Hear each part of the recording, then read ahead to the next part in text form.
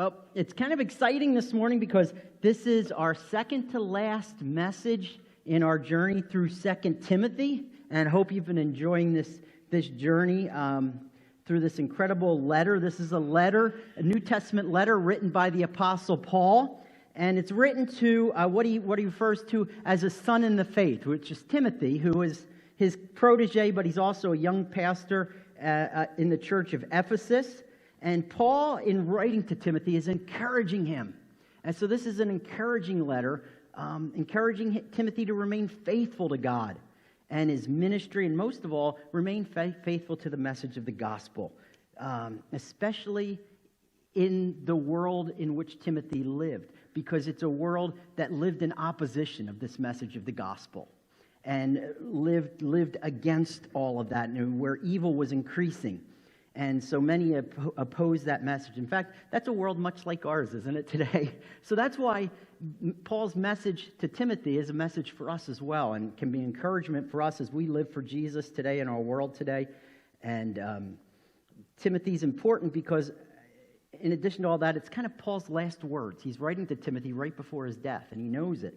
And so what he's writing is especially kind of pointed, and he's getting to the point in everything he says. In fact, we're in chapter 4 this morning, so if you want to open up to chapter 4, and as we started chapter 4, we kind of noticed this shift as the letter's kind of concluding, where Paul is not mincing any words with Timothy on what he's calling him to do. And if you remember last week, we talked about that, about being faithful in ministry, and especially faithful to the Word of God and in preaching the Word of God and the gospel. And right at the end, he says, hey, fulfill your ministry, fulfill your call, keep this faith. And then building on that, we have this morning's passage, and starting in verse 6. And it's interesting because in this letter, even though it's got 22 verses in this final chapter, these next 3 verses are kind of Paul's last big instructions for Timothy as far as his encouragement and his instructing in following Jesus. What follows, starting in verse 9, are kind of these final housekeeping instructions for Timothy, practical instructions for Timothy that he can do for Paul. But this is where Paul's kind of getting to the point of it all, to sum it all up, his last words of wisdom for Timothy.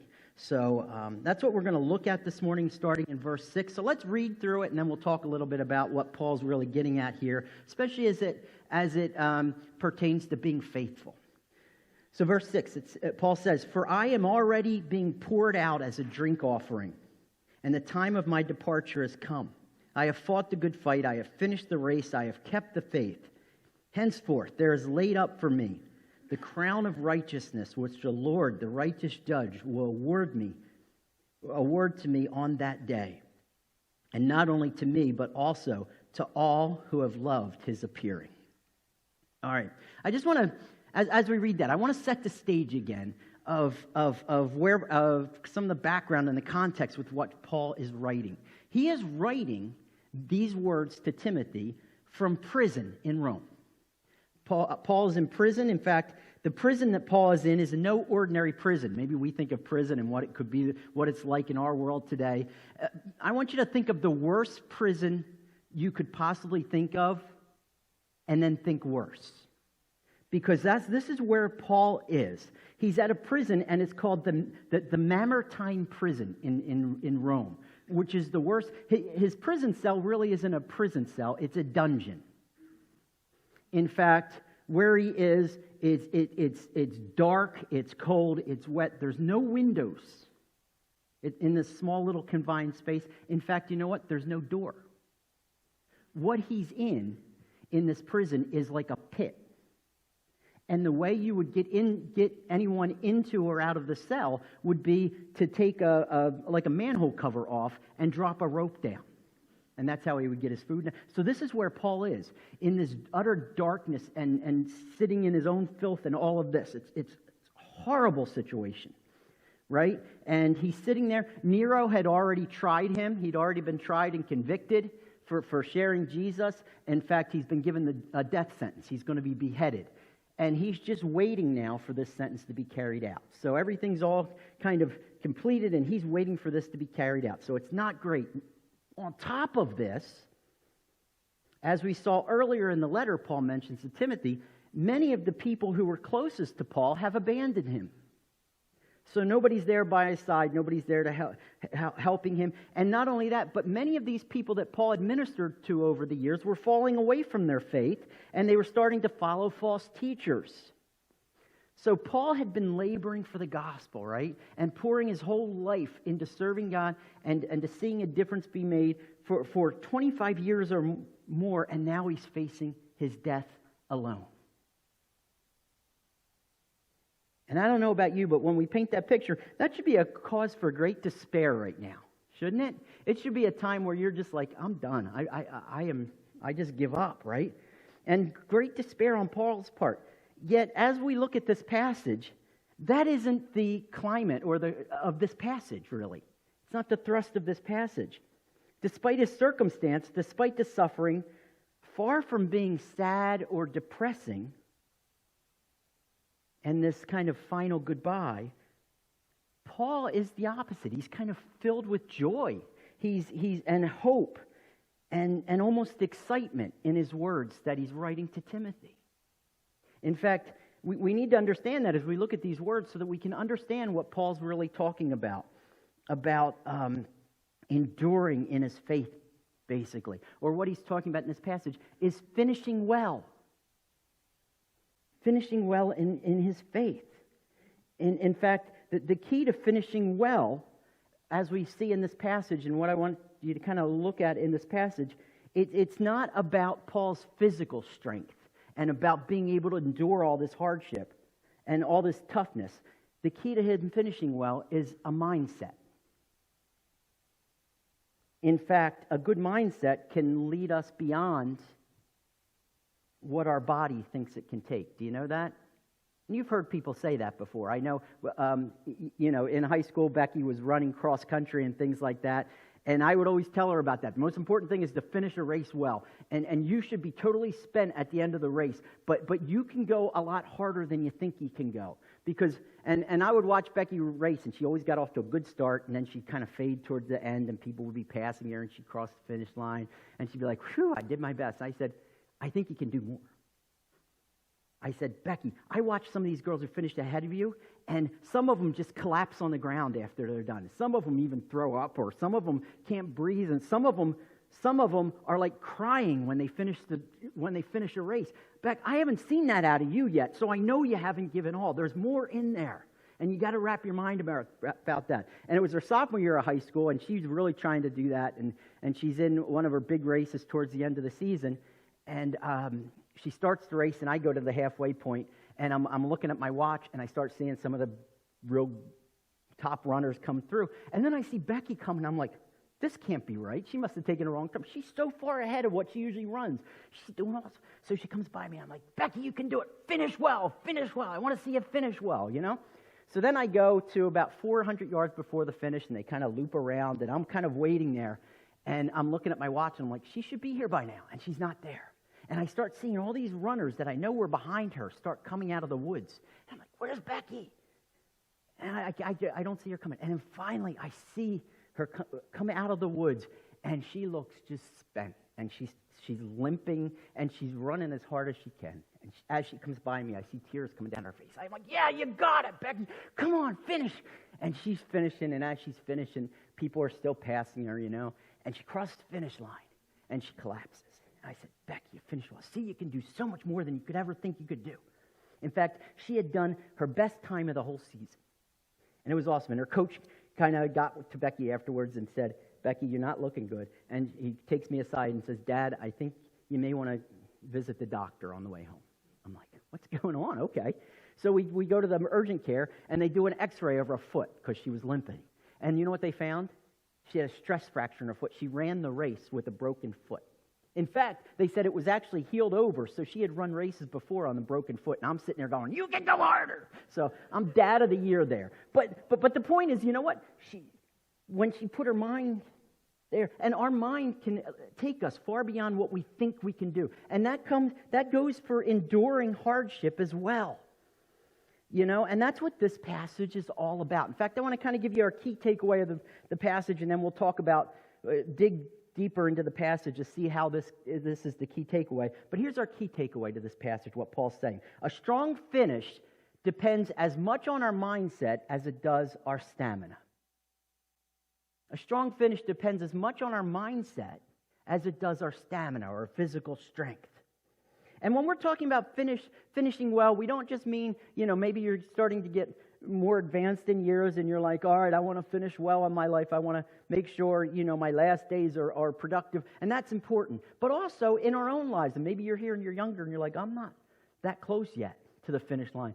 But maybe for you, you're enduring hardship right now. You're going through situations that are very difficult. And we need to finish, or need to keep strong in following even through them. Because they may be times where we're kind of feel like we want to give up. So we need to endure in our faith. And that's this passage kind of goes into that as well, or covers that as well. So with all of this in mind, let's take a closer look at what Paul's saying here so we can learn from him and how we can finish well, or be faithful to finish. You see, first of all, our faith endures in Jesus when we first of all have a clear view, or this mindset, of our present. When we can clearly view our present as it truly is. So this is what Paul starts out in this passage. If we look back at verse 6, and we remember the context of verse 6, right? That he had just finished saying to Timothy, keep the faith, accomplish your ministry, fulfill your ministry, preach the word, all of these things. Be faithful. And I'm calling you to do this. And then he says, for I am already being poured out, right? And what's he basically saying here, in other words, is he's saying, all right, all that I just told you, Timothy, is even more important because I myself now am being poured out as a drink offering. Or I'm not going to be around. I've done this.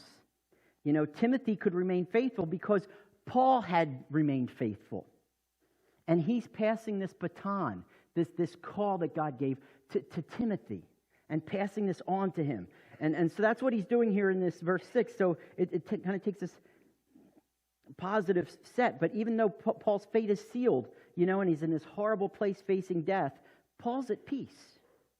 His present mindset is hopeful as he looks around him, right?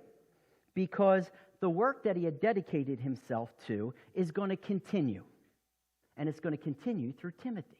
So he looks around his present situation and says, it's horrible right now, but you know what?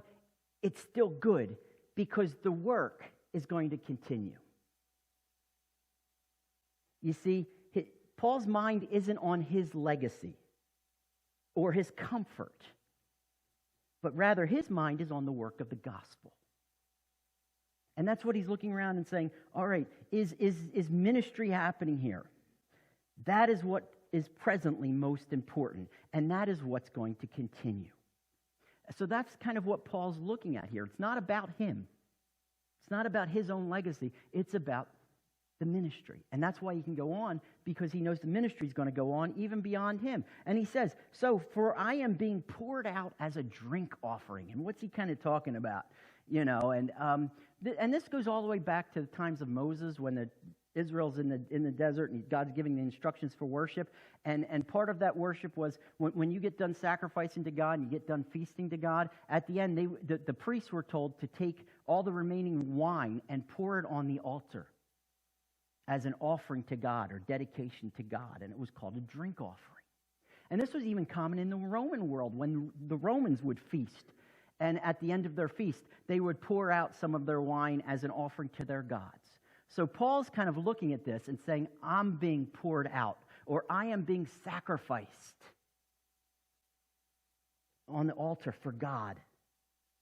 Okay? I am giving myself to God, or poured out to God. Paul's saying basically, my life has been lived for God, for His glory and His honor. So this present look for Paul is humility. And he says, again, this isn't about me. This is all for God. So as I presently look, God is still on His throne. Even though I may not be whole and I may be beaten up and ragged, God's still on His throne, and I can have peace because of that. So he's looking at all of that, right? And he's at the end of our lives, again, success is not us passing on our legacy, it's passing on God's. And that's what continues. And then Paul notes, he says, not only am I being poured out as a drink offering, the time of my departure has come. And I love this phrase because there's a couple cool things happening when Paul's saying this. He's basically saying, I'm about to die. But he doesn't say I'm about to die. He doesn't say I'm about to die. He doesn't talk about death. Rather, he uses this word departure. I'm just going to depart. And that's kind of interesting because it's not the end for Paul. It's the start of a brand new adventure. You see, as we look at this word depart or departure, the word used for departure, it basically has two main meanings in Paul's day. The one is departure means like as in taking up your tent stakes, as when you get done camping or you're ready to move. And the other is the unmooring of a ship or the departure of a ship on a voyage. So Paul's saying, I'm getting ready to go on the next part of a departure. But it's a departure that I'm excited to take. To bring it in our modern day, if you've ever been to the airport, and you're there at the airport and you're walking through the terminal and you see, you come to one of the terminals and it's a flight to Orlando. Have you ever looked at the people waiting to go to Orlando usually? It's usually not a bunch of businessmen. You know what it is? It's a bunch of families getting ready to go to Disney, right? And they're all sitting there at the terminal. They cannot wait to get on that plane, right? They're all excited. They're like, man, I can't wait. And they finally say, the plane is now boarding. And everybody's like, yeah! That's kind of what it is. It's not like this, I got to go somewhere. I got to try. It's, I get to go and I'm going somewhere great, right? And Paul's not going to Disney, but it's something to be excited about because he's going somewhere even better, right? Somewhere much better where he's going to get to be with someone he has longed to see face to face. In fact, he paints a picture of this departure. In 2 Corinthians, he says, yes, we are of good courage. Isn't that cool? He's encouraged, he's enduring. And we would rather be away from the body and at home with the Lord. So he says, basically, in saying my departure has come, I'll be departing this world. I'll be departing my body so that I can be face to face with Jesus. And that's his present situation. This isn't that big of a deal. But I'm in the terminal. I'm at the gate waiting to go on this journey. And it's a good thing. So this is where Paul is. This is his present. And just like Paul, we can endure faithfully, not just in facing our end or getting older, but facing challenges we could have that may discourage us in our faith. And we can faithfully endure when we have this clear view of our present. Despite challenges we may face or pain or suffering, we can be encouraged because even through these situations, God can use us. Even in our present situation, no matter what state we're in. We could be battling health issues. And we can say, I just need to give up. But God may be saying, I want to use you to minister to other patients who are going through this, or to the doctors and nurses that you're going to get to see that you'd never get a chance to see. Or maybe you're going through persecution at work or with friends, and God's saying, I can still use you here, in fact, to inspire others to stand up for me, and they can watch you and see me in you through your faithfulness. In whatever we may be facing in the present, we can endure because we can see it as an opportunity for God to be seen and communicated through us. You see, our life following Jesus is not about us, but him. So this is what Paul says. Now, in addition to just looking around him, Paul also begins to look back, and he needs a mindset looking back. Look at verse 7. He says, I have fought the good fight. Now everything's in the past, right? I have finished the race. I have kept the faith. You see, like Paul, our faith endures with Jesus when we also have a clear view of our past.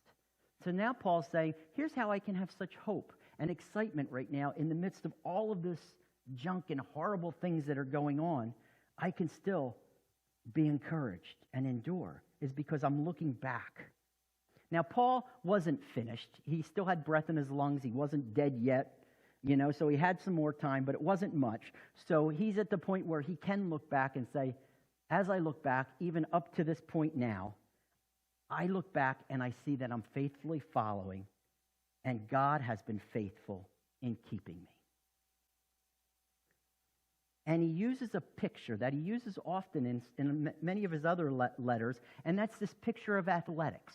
He talks about, that we train and beat our body, we strive towards the end and things like that. Well, here he's using athletic kind of imagery. And he says, I have fought the good fight. Now, he's probably not talking about like boxing or anything like this, because he talks about running right after this. So it could be just like, I am striving, or I am, taking part in a contest. I have taken part in a contest. And so it's likely about a race or running, but he's basically saying, I ran the good race. And good here is maybe a little different than what you might think. He's not saying, I ran well, or I fought well. What he's talking about with describing it as the good fight isn't talking about the quality of his effort, but rather the quality of what he was fighting for. You see, it's describing not what he was doing, but it's describing what he was fighting for. He's not saying he fought well, but that he was engaged in a good fight or a worthwhile endeavor. So as he looks back, he says, I gave my life to something that mattered. You see, because fighting the good fight isn't about our perfection or necessarily how well we fight, because there's going to be times where we get beat up. I'm sure you've been there. Times where we may falter, times where we're not perfect. And our fight isn't about that. It's about what are we fighting for, though? Are we engaged in this good fight? And Paul talks about this good fight in his first letter to Timothy, where he says, fight the good fight of the faith.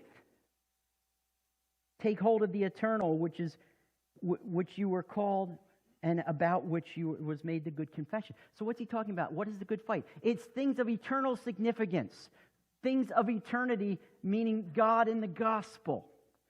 Have you been living your life, involved in the struggle or the cause of Jesus and the gospel? And Paul looks back and says, you know what? What I put in my endeavors was to leave a mark for eternity on people. Not so people look like me, but so they look like Jesus. And have I invested myself in God's work? And again, it's a struggle that's not always easy. It's not always perfect, even for Paul. That's not the point. The point is we want to look back like Paul does and says, am I investing my time, energy, and effort in the things that matter? Those things that make an eternal difference, to have Jesus be known. So again, the question isn't how well we fight or how successful we are. It's, are we in the game? Are we still pressing on? And as we look back, were we involved in that? Maybe you're here today and you said, I haven't been involved in that. So when I look back, I don't see that. Well, you can start today. Because 5 minutes from now, you have a past that you can look back to. So it's not too late to start with that, but to be part of the right fight, the work of the gospel. Now, Paul, not only has Paul fought the good fight, but he says he has finished the race. Again, he's talking about running, right? And he's not talking about a sprint. Rather, his picture here is more of a marathon, this race, right? It's an endurance. And following Jesus, it's not a sprint. It's a marathon, isn't it? It's a journey of following Jesus. So this is what he's saying. He says, I've been on this journey of following Jesus. Even though Paul isn't necessarily done, that happens when he dies. He's done his race, but he says, I finished the race. I'm confident I'll keep going. So in essence, he's already completed it. So he's looking at his life and says, this is already a fated complete. I'm going to keep going. It's kind of like Jesus, remember in the Garden of Gethsemane? That's when the battle for the cross was won.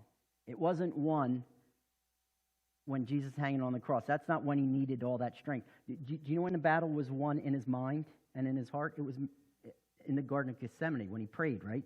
Not my will, but your will be done. That was done. Everything else was just him walking in it. He just walked in that now. There was never any doubt. And this is kind of what Paul's using, that analogy, that he's already finished the race. He sees it as already completed. And he hasn't given up. And that's what he says, I finished the race. I haven't given up on following God. Sure, in following God, we may get knocked down, right? We may get tired. We may need to recharge. But Paul's saying we keep following. That's what finishing the race is. And this not only carries the idea of Paul and us keep moving and following forward, but also looking back and looking at God's faithfulness. Do you know one way that we keep following is we look back and we say, has God been faithful as we follow? And Paul's looking back and he says, I finished the race because I see that God accomplished things through me. God worked. And like the fight or the race, it may not always be easy or perfect, but when we look back, the fact that we're still standing and able to look back means that God has been faithful. Circumstances haven't eaten us up. It hasn't destroyed us. So when we make it through something, certain situations may need to be difficult, and tragedies and pain may be experienced, and trying times may come, but the fact that we're able to look back means that God has been faithful. And we can look back and say, if God has been faithful, why should I doubt that He won't continue to be faithful, so I can keep following? And we sit there and say, well, these trials, they haven't defeated us because I'm still here. They're not bigger than God, so we can keep going. And sure, it may mean that we're running the rest of the race with a limp, or a lot slower than maybe we thought we could, but we can still keep following. As long as we still have breath in our lungs, we can still follow God, and God can still use us. So in looking back, and then verse 7 closes, and Paul says, not only have I finished the race, but I have kept the faith. And this is not Paul's faith. This isn't Paul saying, I am full of faith. He's kept the faith. You know what he's talking about? I've kept the gospel the center. I've guarded the message of God's word and the gospel so that in my life, I've stayed true to that. And it's been proven true in my ministry. So as I've shared Jesus, people have seen their lives changed through that. That's because God's word proves true. And that's what I've kept. And in this, Paul found encouragement to endure by looking back, right, at God's faithfulness and blessings and what God helped him to do. And he says, so I've kept following. And it's important that we can look back, you know. And I'm going to pick on Becky again today. It was her birthday last week, so I get to pick on her this week because I didn't embarrass her last week. So I'm going to embarrass her this week. Back in 2008, Becky's in first grade. And she's in school, and I remember she'd come home with homework, and she never wanted to do it. And I remember her crying sometimes about homework and just dragging her feet and saying, I can't do it. What are you having trouble with? Math. I can't do it. I want to give up. I said, Becky, you can push through this. You can learn this. I mean, today she's a math major, you know, in college. But I said, you can do this, and you can push through it. In fact, you can do a lot more than you ever think you could do. I said, you know what? This Saturday, we're going on a little trip. In fact, get some clothes on that you don't mind being outdoors in. And that Saturday, I took her to the base of a mountain right in town. It's called Usuri Mountain. And anywhere you went in the city of Mesa when we were in Arizona, you could see Usuri Mountain. It had a big scar across the top of it. And real tall, stood over the town and everything like that. And a friend of mine and his son and me and Becky, we went and we hiked to the top of this mountain. And at times, you're hand over hand going up to the top of this mountain. But you know what I told Becky? I said, you know what, Becky? You did it. And she's up on top of the mountain. I said, I want you never to forget this. Anytime we're driving around town, you see that mountain, think of anything you're going through that's hard, and you can say, but I did that. In fact, there's a picture hanging in our living room even today. She's sitting on the top of the mountain. Looking back at God's blessings helps us endure. And maybe you have an example in your life you can look back and say, this is what God really proved true, and His words proved true. Maybe it's somebody you led to the Lord. Maybe it's a situation you went through or something you saw your kids go through, and God was faithful. And hold on to those things. And that's what Paul's saying. I look back and I can see that. And I can see that I finished the race. I've kept the faith. And I can keep enduring. Because why? Because God proves faithful. And then finally, Paul says, you know what? Also in faithfully enduring with Jesus, it's not only taking a clear view of our present and our past, but also our future. And in verse 8, Paul looks at our future and as his future. In fact, he says, henceforth. Okay, another way of saying that is therefore. Another way we kind of say, therefore I look forward to, or I will keep enduring, knowing what awaits me. Right? While my life is a sacrifice to God, what awaits me is even better. In fact, in his letter to the Philippian church, Paul says this. He says, for me to live is Christ, which is awesome, and it's a sacrifice to Christ, but to die is gain. So for me to live as Christ is awesome. What a privilege. What a calling. But even better is to die because then I'm with him. And he's looking to his future, right? So Paul, when he's looking at his future, he says, you know, laid up for me is the crown of righteousness. And this word, the crown of righteousness, or the crown, the word crown here, there's basically two different words that are translated crown in the New Testament. And one refers to like a royal crown, like that a king would wear. The other is a word Stephanos, which is a crown of a champion, an athletic champion. It was usually a laurel, you know, a crown that they would wear, a trophy. And it's the second word that he's using.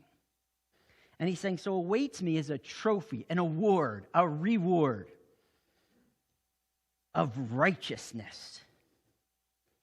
And unlike the crown of laurel that an athlete would get, that would, you know, it would fade away. It wouldn't last. This crown is everlasting. And this crown, for Paul, it's awarded for our faithfulness in God, his trust in Jesus. It's not given to celebrate, and this crown of righteousness is something we can have as well. It's not given to celebrate us and said, you did awesome, wow, you really, Paul, I mean, it's Paul, you know, he's so much better than us. It wasn't given to Paul for his achievements. It wasn't given to Paul, and Paul's not looking at this saying, I'm going to get this so that everybody will know I'm the man up there. You know, I'll wear it around like medals on my chest, and everybody will be like, ooh, it's Paul, look how great he is. And sometimes we look at our crowns or our rewards that we're going to get in heaven like that. Like they're there is something we accomplished. It wasn't about what Paul accomplished. Rather, it was about his trust in Jesus. And the righteousness isn't his own, it's Christ. So that's what the crown is. The crown is a celebration of the work of Jesus in us. And they're not for us, these crowns, these trophies. In fact, Revelation tells us what we're going to do with these crowns. It says, the 24 elders fall down before him who is seated on the throne and worship him who lives forever and ever. Talking about Jesus. And they cast their crowns, same word here, before the throne, saying, worthy are you, O our Lord and God, to receive glory and honor and power. For you created all things, and by your will they existed and were created. These are crowns of worship. And Paul says, I get to have this. What awaits me is being able to worship God for what he's done in my life. And I get to thank him for eternity because of his righteousness in me. And he says that this crown, Paul notes, is the crown of righteousness. It's going to be awarded by the Lord, by Jesus, the righteous judge on that day. I love that phrase, that day. What day? It's the day when he meets Jesus. So the day that he dies, right? And he talks about the righteous judge. And what's he talking about? He's making contrast here because, again, he had just went before an evil judge, before Nero. And what did Nero do? Nero condemns him, right? Condemns him to death. And basically says, you're done. But Jesus is like, that's okay, because there's another judge who I care about. And I'm going to go before a righteous judge. And that righteous judge is going to vindicate me. He's going to say, well done. Come on in. And Rather than being given death, he's going to be given eternity with God. And we need to understand that with whatever we're going through and whatever we're facing and whatever opposition we may face, because we've talked a lot about that going through 2 Timothy, right? That we face opposition for our faith. And whatever we face here on this earth, guess what? We're going to be vindicated on that day. In fact, Paul talks about that in Colossians. He says, for we've died. And by died, he didn't mean physical death. He means when we come to faith in Christ, where we die to ourselves and live for him. It's where we died and our life is hidden with Christ in God. No one can touch us. When Christ, who is our life, appears, then we'll also appear with him in glory. When people see Christ, then we're going to be exposed as his. And all these people that said, you wasted your time, you believed in a fairy tale, you're a cuckoo person. They're going to see that, and it's going to vindicate, and it's going to say, no, they put their time in what matters. Maybe what they were talking about did mean something. And this incredible future, it's not just something for Paul. And sometimes, we kind of look at the faithful saints, and we look at people in the Bible, and we're like, well, they're the Bible heroes. Of course they're going to get that kind of homecoming. Of course it's going to be a celebration like that for them. But it's for all of us. In fact, look how he closes the verse. He says, it's not only for me. This honor isn't just exclusive for me, Paul, but rather all who belong to Jesus, or all who are looking forward to his return, all who love his appearing. And this is another way of saying, if you're trusting in Jesus Christ alone for salvation, this is our future. It's not just Paul's, it's all of our future. This is what awaits us. Isn't that awesome? You see, Paul had future blessings awaiting him, and so do we. And we can faithfully endure when we have a clear view of our future, the joy that awaits us. And it makes what we're presently facing just a momentary blip. Right before Christmas, we would spend nights over with my dad, and I'd spend a couple nights a week sleeping over there. And I remember one night right before Christmas, and he was down. And he's like, I've had it with this. I'm tired of suffering. I'm tired of feeling pain. I'm tired of not being able to do anything for myself or being able to sleep. And it's awful. I don't wish this on anyone. And since we were going through 2 Timothy, I opened up my Bible to 2 Timothy, and I read these verses to him of the joy that awaits. And I reminded my dad, like he needed reminding. But, sometimes we get down, and I think I needed this reminder, and so did he. And we read these words. And I said to him, Dad, whatever you're going through right now is just a blip. It's nothing for the eternity you're going to face. And that's where he is now. And yeah, did it stink going through? And does it stink when we go through troubles in life and trials and opposition and pain? Yes, but we can endure because we know. We know presently the situation we're going through, it's going to be okay because Jesus is with us. We can look back and we say, the fact that we're here means God has already been faithful. Why won't he continue to be faithful? And then we look at our future and say, what we're going through now, we're not going to even remember this because we have all eternity of not this, of inexpressible joy. You see, a strong finish depends as much on our mindset as it does our stamina. No matter where you are this morning, and maybe you're older and you're wondering and you're sitting there saying, I wonder if God can still use me. He can. If there's breath in your lungs, God still wants to use you, and he still can use you, and he still will use you.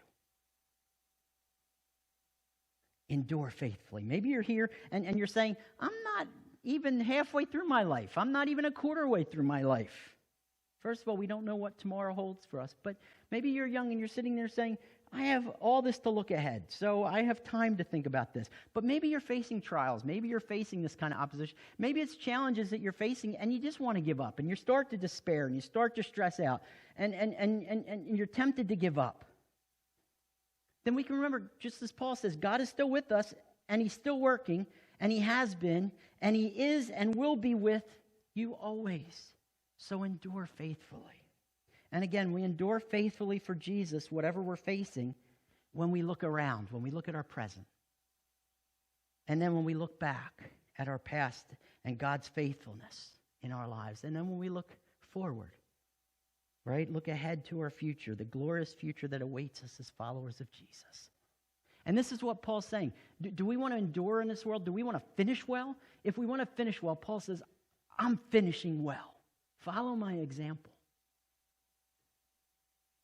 I'm clinging to Jesus and clinging to all he is. So Paul's encouraging us this week, saying, Timothy and readers, us, be faithful in finishing. Let's pray.